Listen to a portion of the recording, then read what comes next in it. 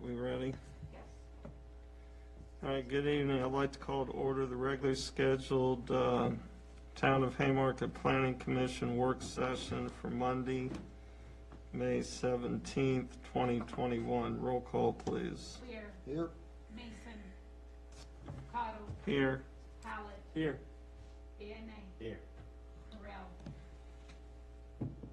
All right, we'll wait to the pledge, a moment of silence for the regular meeting.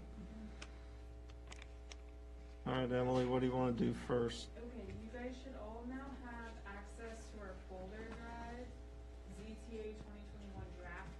Right. If you can, pull that up and just follow along as we go through the documents.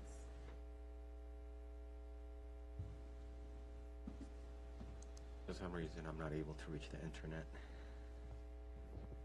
Either I'm connected to the Wi-Fi, but nothing's loading. Which Wi-Fi does it say you're connected to? Here.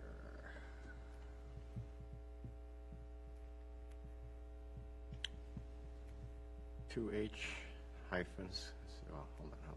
TOH secure? Yeah.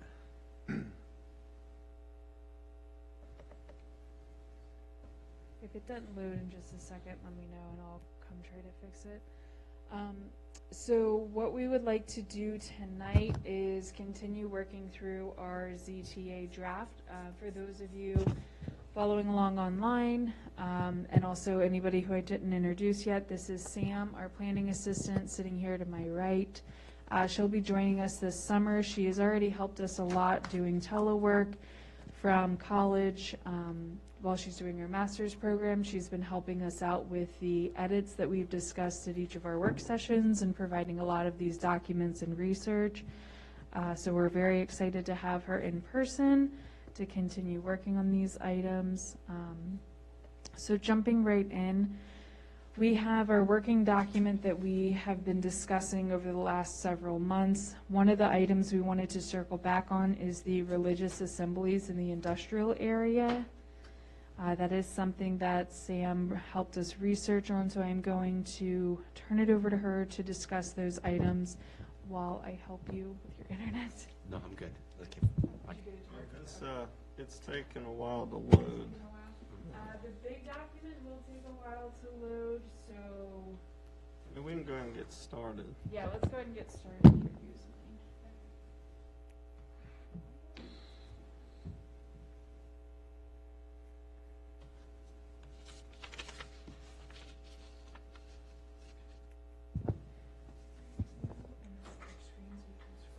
Okay, thanks.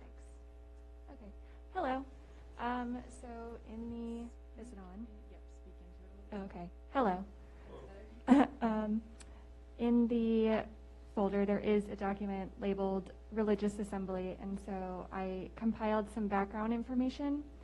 In 2012, Minneapolis, St. Paul, they did a story and they found that a lot of churches are moving into commercial spaces due to affordability, parking, and general space reasons.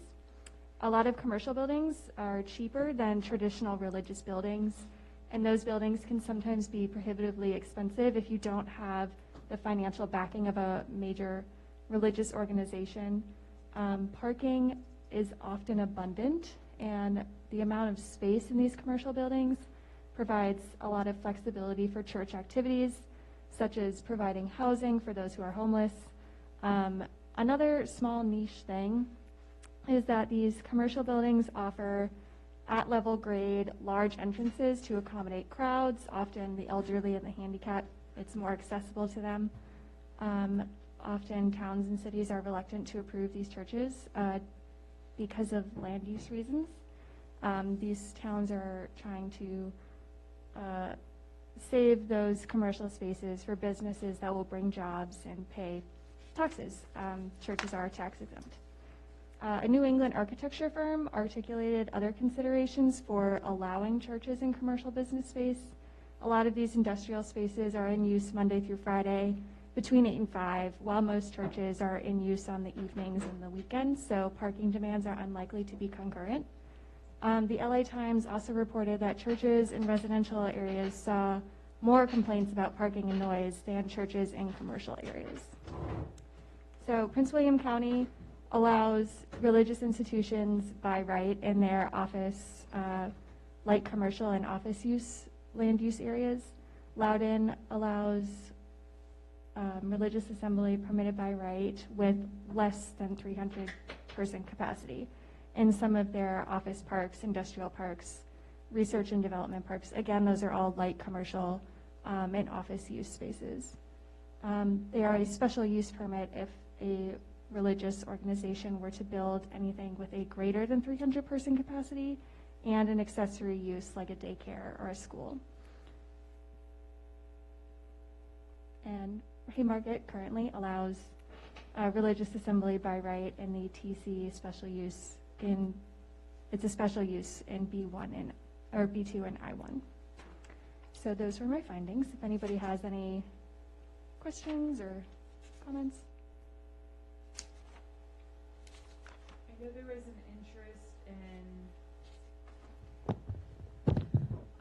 was an interest in adding the religious assembly into the industrial area. Is it of any interest to make any of these by right and then limit the capacity so that you're aware of current parking standards prior to us making any modifications is 1 space per 4 people or seats at the establishment. So for a church of 100, you would need 25 spaces, so forth and so on. So I don't know if that's of any interest to limit capacity and allow them by right.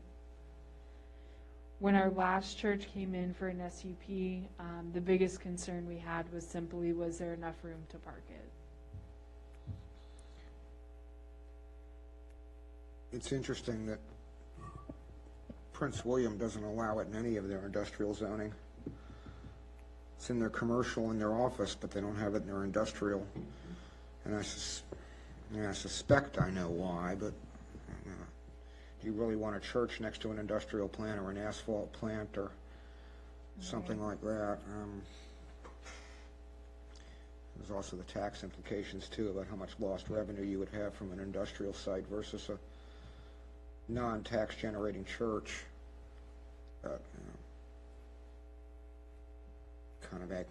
Pardon the pun, I'm kind of agnostic on it, to be honest with you. I fall down on the side that I think a church should be by right anywhere within the town, regardless of, I mean, obviously residential is something different, but I mean, I'm not really worried about lost revenue for a church. I think the inherent value of places of worship far outweighs any loss of revenue. That's where I would stand on this. Anybody else? I'm okay.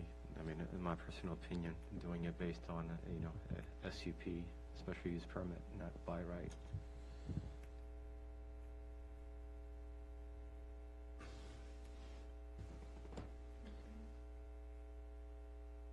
One to 4 seems a reasonable ratio. Okay. So in terms of maybe the reduction in revenue, I mean, as you indicated, I think churches' services are mostly on the weekend and evenings outside of the normal business hours for industrial establishments or businesses, right?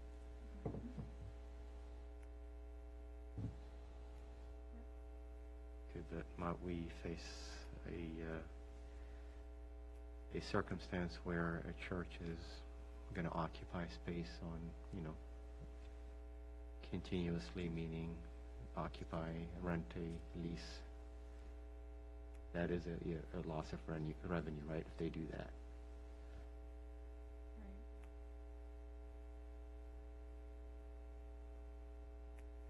No, again, I'm okay doing it based on a SUP, but Okay.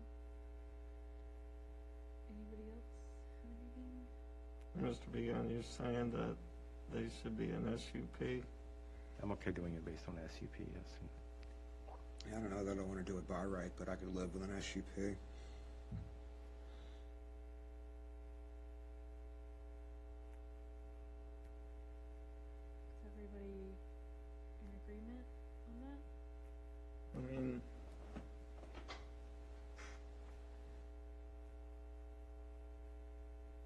just have a hard time making a church having to have an SUP. That's kind of a fundamental right to religiously assemble.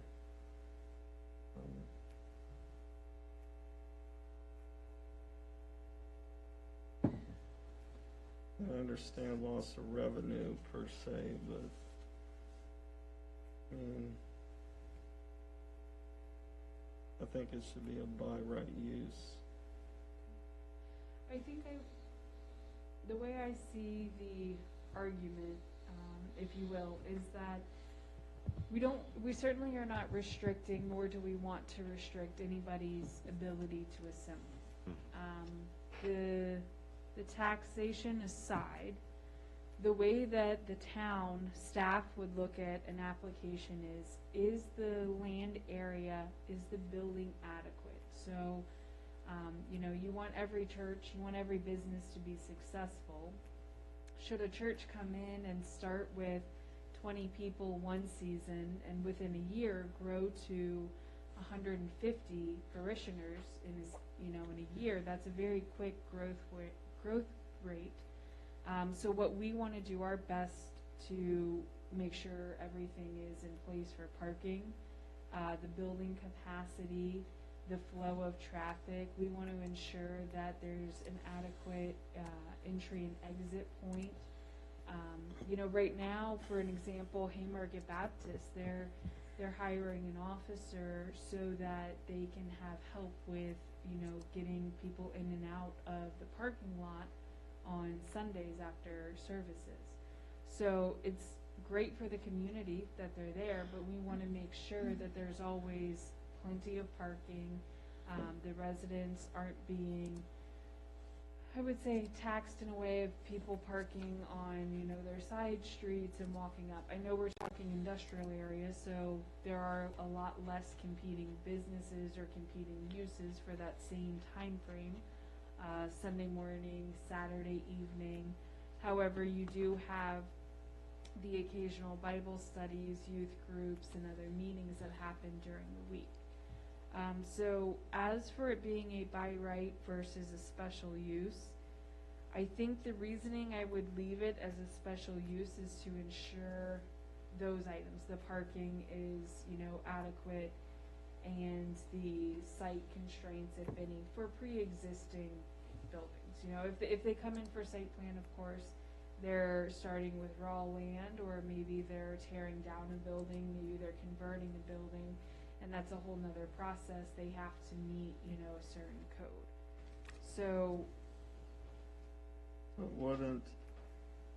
wouldn't the size of the building restrict the size of the congregants at any one time in the parking? You could argue that it would, yeah, through a zoning permit. I think the trick, if there's a trick, I can't think of another word, but from the way I look at it, we're endeavoring to write this for the long term. Councils come and go, planning commissioners come and go, town staff over time come and go, but I think, at least from where I sit, we're trying to write this for the next 10, 15 years. And if we're saying one spot per 4 worshipers, we're basically limiting the size at any given time. I mean, obviously you have occupancy maximums for fire code and all that stuff, so I just have a really, really hard time with making a church an SUP.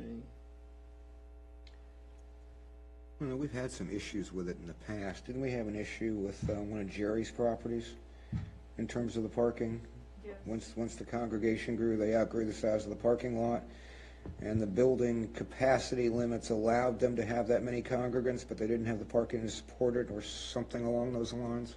Yeah, there was some issue with that. So one of the items that we looked at most recently, they did have a church go into that same building. We asked for them to supply us with information on how many people could be in that space, specifically that the church was renting. And they showed us that only 100 occupants could be in that space at a time, therefore only 25 parking spaces would be needed.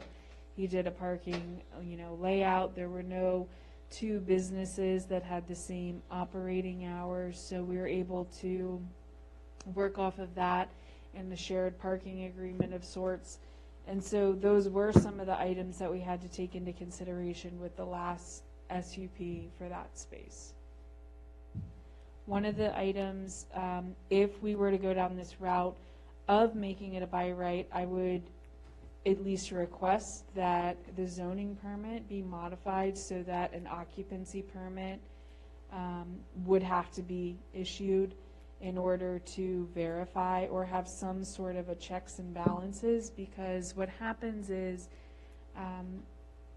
you want to trust everybody that comes in to apply for stuff. But if you have a landlord that says this room capacity is 50 people and they have an occupancy permit that says the same thing, you might have an eager church or an eager business, whatever it may be, who they're going to push that number. They're going to, grow their community group, their church group, and they're going to expand as quick as they can. So we just need a good checks and balances, whether it's by right or SUP, of being able to go in, see an occupancy and enforce it, call in the county to enforce it. If there's parking issues, be able to go back in and have that enforcement.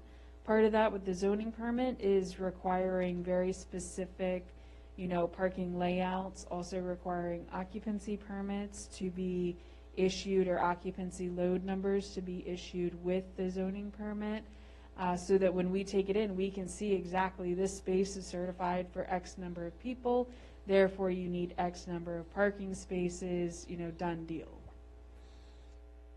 I think one of the other things that you have to consider is if you do it universally as by right use, you set up the potential where, let's say for argument's sake, you select the old Food Line building. And if somebody wanted to use that as a church, you're suddenly eliminating the potential for X number of job positions and a significant amount of taxes, both in terms of potentially sales tax, use tax, a variety of other things, and even real estate tax gets diminished on a church, correct? They're taxed at a different value? I believe so. And that assessment by the county is significantly less than a regular commercial building. I think we need to be careful about just allowing it by right everywhere, because quite frankly, it won't make sense in certain areas, and we might be setting the town up for future failure in some respects. You don't want to take your prime commercial area and turn it into a religious institution that doesn't support the land use that's planned for that, if that makes sense.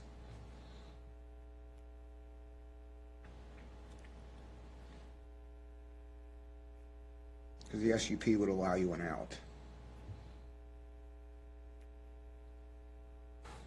If you guys would like to take some time to think about this one, we can circle back to it later this evening, or when we bring back our final version of the document, hopefully at next month's meeting, we can finalize that item there as well. Again, from a tax standpoint, if a church were to come into town and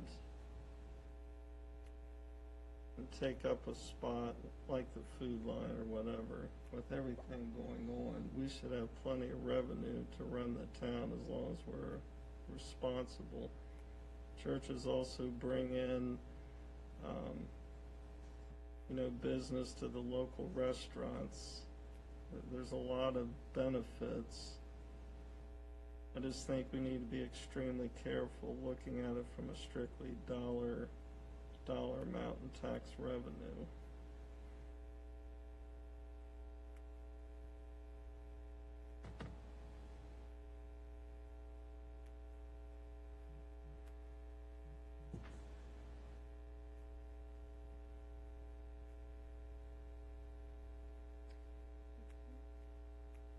let's all think about that one.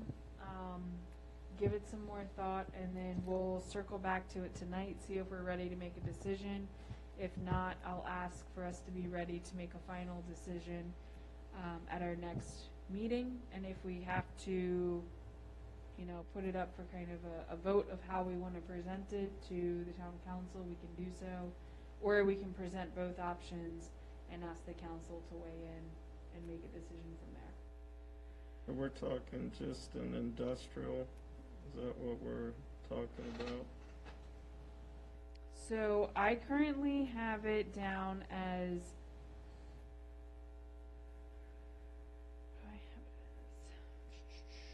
it was up for discussion on if we move it from an SUP use to a by right use in the B1, the B2, and the industrial.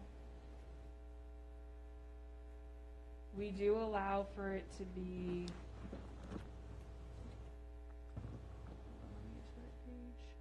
Can they just do? we do allow for it as a by right in the transitional commercial and in the R2 and the R1.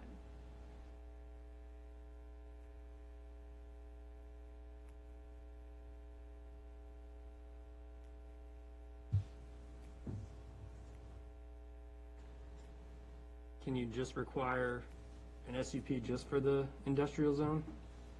Is there a clause in there? It's up to the commission and the council, you know, what your direction is. There can be another item up for discussion. This is something that would have to definitely have the council's weigh in on, but, you know, we could classify this one as an administrative special use permit. It could be something, however, if we do that route, the town council needs to then revisit the special use permit section of the zoning ordinance to allow staff to process and complete an administrative SUP. But that's something where it can strictly be spelled out and say, you know, staff, we want you to check for parking, entry, exit, you know, whatever the concerns may be, we want you to check for these items, and so long as they're met, this can be something that's administratively approved. With respect to the I-1, if you're concerned about simply the I-1, since each district has its own set of regulations, it could literally be a by right use in every other zoning classification except that, and be one with an SUP in I-1. Because you're assigning it separately anyway, so, I mean, and there are a lot of things that don't carry over from district to district. On the flip side, you can also, if you are less concerned about it being in a warehouse with a lot of parking back behind sheets, and you're more worried about it being in a B1 building such as this with minimal parking, you can keep it SUP and the B1 zoning, by right in the I1. So we have options. It does not need to be by right or special use in every district. We can look at the land, we can look at the maps and say, we have plenty of viable space with viable parking options in this zoning district, therefore we're less concerned, versus the B1, we're supposed to be a bit more tighter development, more walkable area, so we really have less parking, and historically speaking, we have less parking for these older buildings. It's more of a concern there for an SUP.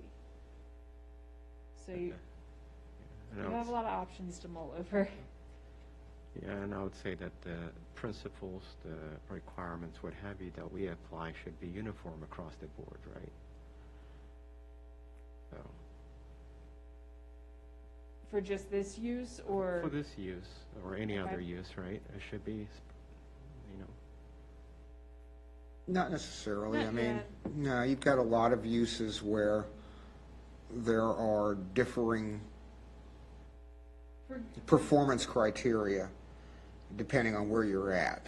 For example, residential, in the residential zone, so the commissions and councils, long before all of us sitting here, took into consideration the land area they were working with, and they made R1 zones for the single-family, you know, oriented housing development, and they made R2 for the more dense housing developments. And then they chose to make, your B1, your B2, and your I1 zoning districts with the thought process in mind of we want a corridor of commercial. We want an industrial area that's more highway centric. So you're not going to have the same residential use or special use permit request in the I1 that sits right off of Route 15 as you would in the B1 center of town. You may have somebody who comes in and when they ask for a special use permit for a 3-story building with condos in the B1 center of town versus the B2 behind the Chick-fil-A area, you're going to look at them differently in a sense of, what's going on with traffic, what's going on with parking, proximity, walkability. So there's a lot of different factors that are going to play in. So you would not necessarily look at each and every use or allowable by right use the same in every district. So I think that plays into religious assemblies. It all depends on the property they'd like to occupy. Yeah, I understand in terms of SUP. We have SUP to address that, right? Right. If somebody's proposing something that's not allowed by right, you have the SUP. But in terms of entertaining by right, the comment that I made was in regards to by right, right? Mm-hmm. So, and again, would we have considered by rights for any other type of establishment or business? You know where I'm getting at? Right. So that's why. Okay.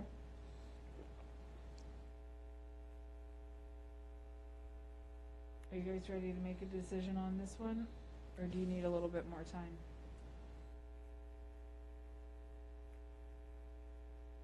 It's okay if you need more time. I'd rather you guys Need just, more time, yeah. Yeah, definitely Okay. need more time. I see both sides with both Mr. Chairman and Bob. I see both sides of what you guys are, so okay. kind of in the middle right Give- now. Give it a little bit more thought. We'll circle back during our regular meeting discussion, see if you guys are ready to make a decision. If not, I just ask that you guys give us a heads up of what additional information would you like to see, what questions would you like answered in order to make your decision? Or if you would like to present the council with 2 options and 2 kind of paths of discussion and have the council weigh in. That's an appropriate, Right. item as well. And on something like this, it would be nice to have more than 4 of us making the decision. Right. We Right. have other people. And Ayush will be back on our regular meeting at 7, so, we'll catch him up on the discussion, see if he has anything additional to add as well. Right. I mean, the Okay. last thing I'll say before we move on, I would be less inclined to have it in a more congested area in the middle of town or something like that. I mean, strictly for parking, but there are a lot of churches that you're seeing in industrial places just because of the cost and the parking. So I think it's worth discussing more. Okay. Quickly speaking here, are there any other by right uses, anything else in the I-1 use regulations that you guys would like to modify or change? Did we go through that last time, or did we not? We did, I just wanted to follow up, make sure there's nothing additional. We did strike out the refuse collection center out of special use. And then jumping forward to the conservation district, we struck the civic uses, we struck 2 of the commercial uses. The only one remaining is a greenhouse that is commercial.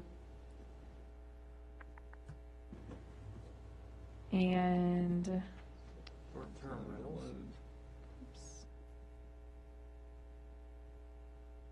do you have a question? Yeah, no, I see short-term rentals. What would that be? Is it, does it say business beside it? No, he's looking at the file I'm looking at the file. tree. Oh, short-term rentals, that has to do with the Airbnbs. They Oh, you're okay. starting to see pop up a lot. But we talked about that last time, I'm sorry, right? I'm trying to, Yes. If you pull up the Working Doc 2021 ZTA, okay. that will be the one that we're on, and I'm on page, give me a second. Which section are you in? I'm in section 58-12.3. Right, it's, I can't speak for the others, but in mine, it's taking a long time to load. Yeah, once it loads the whole thing, it'll take about 5 minutes, but once it gets there, All right, why don't you just go ahead and keep pushing forward, and then as long as anybody doesn't have any objection, we'll catch up. okay. Does anybody have anything they'd like to add for the Old and Historic Haymarket District overlay? This is an item I'm taking to the Architectural Review Board to get their weigh-in on. Essentially, this is the operations of the ARB, the creation, procedure matters that they consider, appealability, and then it gets into a bit of the blight deterioration by neglect section. Is there anything that anybody would like to add? We need to talk about the creation and boundaries at some point in time. That we do. I can pull out the map if you guys would like to talk about it right now. Hey, what page are you on? I am on, give me 1 second, it just showed me 77.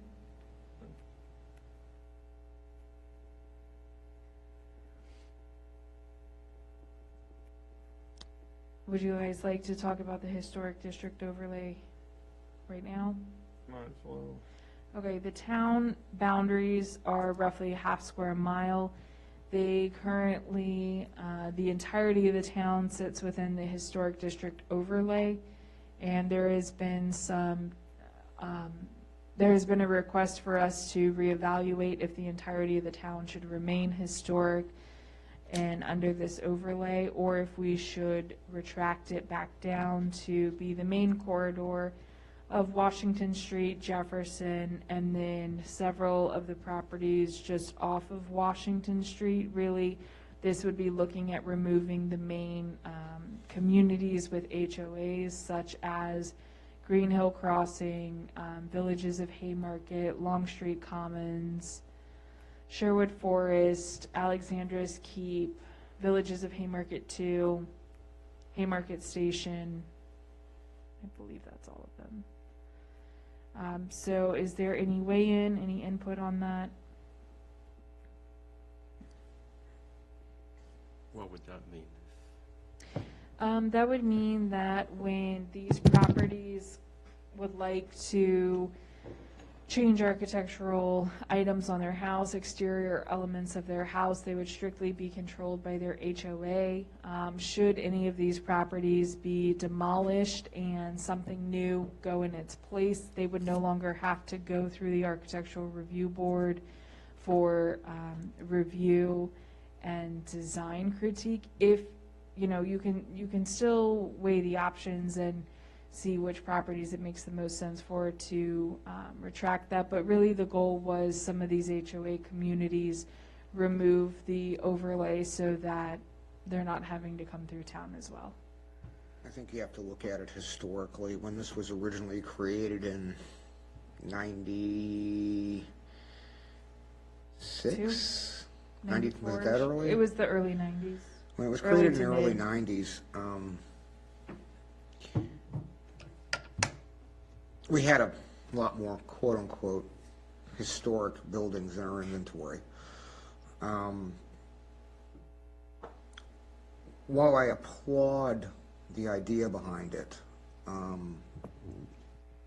it was inevitably set up to fail because of the 50-year provision, where any structure, once a structure reaches 50 years, it's considered historic. Well, if you got a Rambler that was, a brick Rambler on Madison Street that was built in 1971, it's now a historic building. It's not like you can't go to Fairfax, dig one up, put it on the back of a flatbed, and drag it over here and replace it. So it's sort of, there's this arbitrary 50 years. It was never set to a date in history.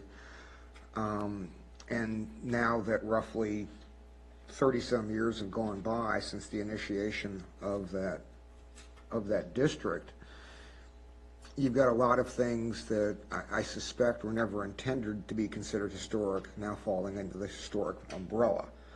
The townhouses in Long Street, for example. Very soon it will be the houses in Green Hill. And the other problem, and we've gotten legal advice on this over the years, is by being as overarching as it is and encompassing the entirety of the town, there is a question as to whether it's even legally defensible. I would suggest, and we actually have a draft map left over from 2013-ish to 2012, 2013, that reduced it down to the main corridors of Washington and Old Carolina, including some houses in Haymarket Station since they front on Washington Street. Obviously, Old Carolina, I think we stopped it at the bridge. We weren't going to bother with the stuff on the other side of I-66 for somewhat obvious reasons. And then we would keep in both the industrial area and the planned interchange park so that you could have control over the design features for the architecture. In essence, all it would remove are the neighborhoods that we've already spoken about. There's been some debate about how to deal with Madison Court, Madison Street. My personal feeling is you can't view them from the main drags, and unless you live down there, nobody's going to see them. I'm kind of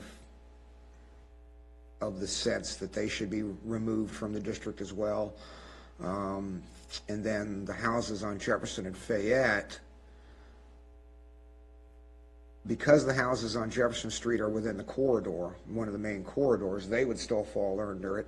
So even though you don't have an HOA, you would have some control over their architecture.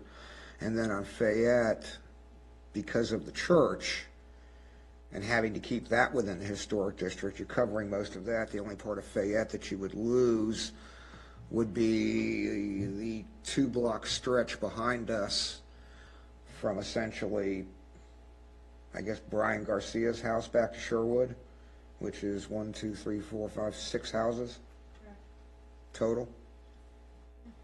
And I think that helps us it helps us and it helps the residents in a number of ways by doing it. One, it reduces the load on staff in terms of certificates of appropriateness that they need to handle.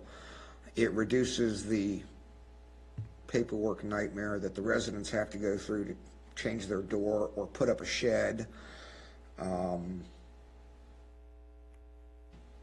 Most of which is already covered by their HOA anyway. I mean, we've had instances where, and I can speak to this in Green Hill alone, where somebody wanted to put up a shed in their backyard. They got HOA approval, and somebody over on the ARB took a walk down the sidewalk and said, well, I can see a corner of the shed from the sidewalk, or a 3-foot section of the shed, so you need to paint it a different color and have a different roof on it. And I mean,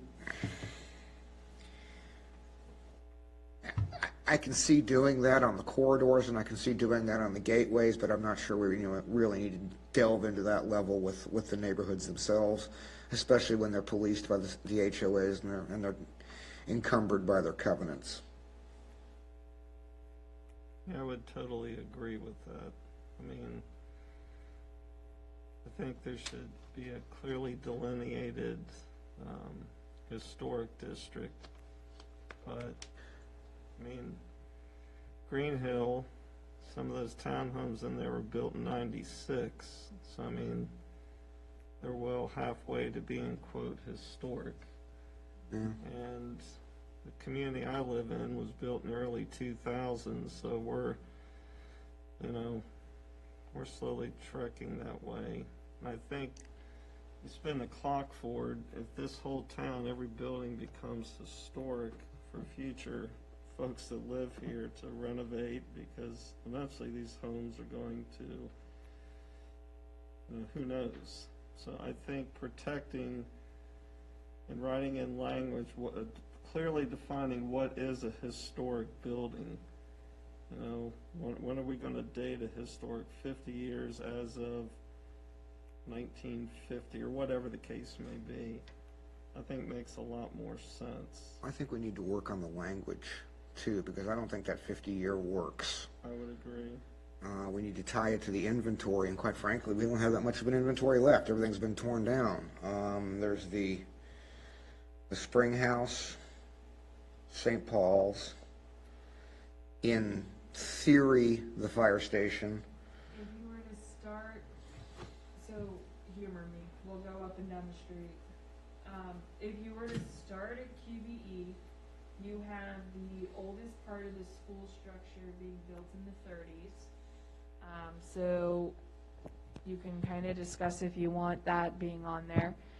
You come up, there is some interest in keeping the Hariver property, the community park, as historic because it is a mail order home. You don't have items like that quite around this area. You have it in other parts of Northern Virginia, but not quite here. Moving down the street, you have Haymarket Baptist. The original portion of it dates back, is in a lot of our old and historic photos. If you continue on down, you get to, right now I believe the next one would be Red House Ordinary, and it's only half of the building. The other half of the building is done up to mirror it, but it is not historic. You have the Cupcake Heaven building, which is the Whole Fish House. That one is designated. You have Washington Street Realty out front here, which is the old post office, town hall building. Continuing down, you have the Exit Realty building, which is just an older home. I'd have to look at the exact date of when it was built. And then that's about it for that side of the street. If you jump to the south side, working your way back up, you have School of Rock building. That's the old Winterham property. It was Dr. Payne's house and practice.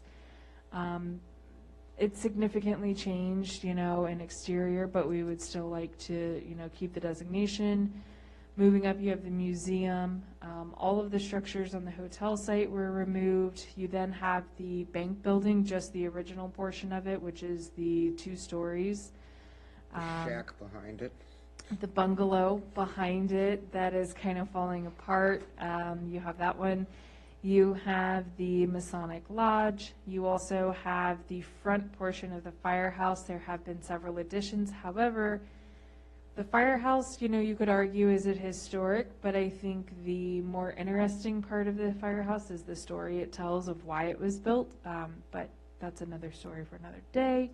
Moving on down, the old BB&T is not historic. You have the 2 smaller shops there on Washington and Madison Corner. So you have the yellow one, and then you have the blue one that's boarded up.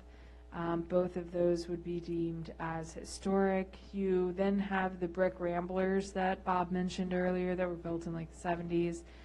One has been restored and is now a wine tasting room. The other one sits as it was built and is an office building.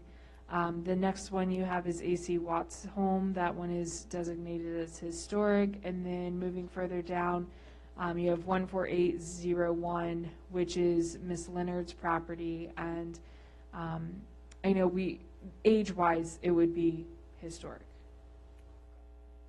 Yeah, the problem. Oh, and I'm sorry, down Fayette Street, thank you, Kim.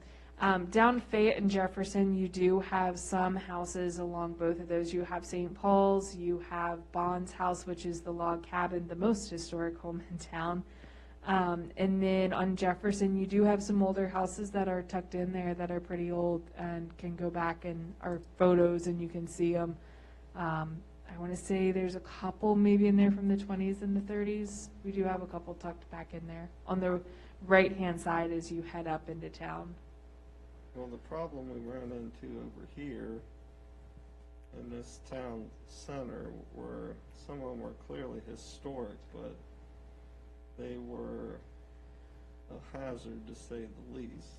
And the fire hall, we've been talking about that building for a long time. It's full of mold. I'm sure a lot And of asbestos. asbestos in there. And, I mean, when I was a kid, they used to sell fruit out of that. And I remember seeing fire trucks there in Gossam Store. So Gossam Store, that where this building is currently at, and it was clearly historic, and it was torn down. I'm not for tearing down historic buildings, but I think we have to be careful what makes financial sense. And you have personal property in there, and some of the costs of restoring some of those buildings, like that old little tax thing, if you go back and look in the 40s, it's clearly there, but was that little building a historic? I mean, I think of history, I think of Williamsburg and some of the older stuff, you know, here we clearly have, but I mean, I'm with Bob. I mean, I think it puts a burden on the homeowners. Well, if there's no objection, I still have somewhere, and I know I found it a couple of weeks ago, I still have the draft text and the draft map. And then, I want to say 2012, that the Planning Commission forwarded then. I had died on a tied vote, the town council at that point in time, largely because they were still arguing over what they were going to do with the buildings across the street, whether Jerry Kennedy was going to move them over here or not. But I can have that draft. Emily, if I gave you, I've already sent that to you before, haven't I? The draft map? If you resend it, I can get it out to planning commission for review between the meetings. I know Marshall and I have it, so we could just, we could include it as a proposed, we could review it again next month, and if we want to throw it into the draft, it's easy enough to cut and paste it in, but, because we have to do both the map and the text, because I don't think the map would support the text if we don't fix the text. But if there's no objection, I can pretty easily have that to Emily within the next day or so. In fact, I might be able to do it now. Once we discuss that, just so everybody's aware and has it in the back of their mind, once we make the zoning historic overlay district smaller, it will be pretty much next to impossible to enlarge it again and go back to the entirety of town. Not saying it's something we, shouldn't do because of that, but we just need to be very conscious of, if we make this decision, this is gonna be planning for our future, and we need to all be okay with whatever recommendation we make to council. Let's see. So realistically, we're looking at corner of Fayette and Washington all the way down to QBE. The corridor, Yeah. I think that's how So they've described it. I think to some degree we may want to keep some of the other commercial a little bit further, maybe a couple more properties up past Fayette Street towards the intersection, just so that we can help, ensure that, like, the Winterham property, because you have School of Rock down there, you have the Bloom building, so that some of those buildings that sit right up on Washington Street can be included Can you get that thing. projector to work if I email you something? Yes. I just found, I think it needs to be tweaked, but I found one of the original maps. that's still a good chunk of land. I mean, it's not like we're diminishing it down to, I've got the text and the map, I just don't know But if it they both gets rid of the agree. historic Yeah. district and Green Hill Crossing, Villages of Haymarket. community, Long Street. I mean, That's ridiculous. There's mean- nothing historical, no, nor will there ever be. no, I mean, How about Right. this? It is 6:50. let's close the work session. Let me pull up the projector. I'll get the Zoom running. Ayush will join us. I'll pull up the map. And then when we talk about the zoning text again during the regular, we'll continue this discussion. Basically, that's all we have anyway. Yes. Yeah. All right, so do I have a motion to adjourn? Yes. All right. Second? Second. Discussion? All right, all in favor, say aye. Aye. All right, let's take a 10-minute break and we'll start back at 7.